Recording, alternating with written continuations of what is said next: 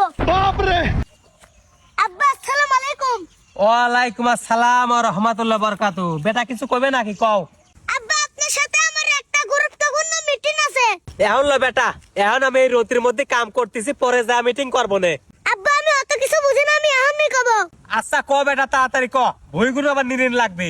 আমার ইদানিং রাত্রে ঘুম টুম আসতেছে না। কি কইছে বেটা ঘুম আসে না? কালকেই তো তোকে নতুন ফ্যান লাগা দিলাম। ফ্যানের গুড়ানি মতো শোয়া দিলে আমার ঘুম আসবে না রে। তে এখন কি করা লাগবে রে বেটা? আব্বা আমি একটা কথা কই। কি কও বেটা ক? তুমি কত বছর বয়সে বিয়ে করছিলা? বিয়ে করবে চাইছিলাম না বেটা, তারপরে তোর দাদা 14 না 15 বছর বয়সে জোর করে আমাকে বিয়ে দিছিল। উড়ি মারে আমার মাথা ফাটা দিছে রে, আমার মাথা ফাটা দিছে। তাহলে আমার বয়স 18 বছর হলো কে? সেদিন যে মেয়ে দেখলে সেই মেয়ে কি হলো? আরে ও মেয়ে তো ভালো লয়, ওই মেয়ে চরিত্র সেই খারাপ। চরিত্র খারাপ তাই কি সংসার কি তুই করবে না আমি করব? ভালো কি মন্দ সেটা আমি বুঝবো। আমার বউকে আমি কিভাবে ভালো লাগবো সেটা আমার দায়িত্ব। তোমাকে আমি আজকে হুমকি দিয়ে গেলাম, 2 দিনের মধ্যে যদি বিয়ে না দাও তোমার খবর আছে। বাপ রে। কথাটা মাথায় রাখো।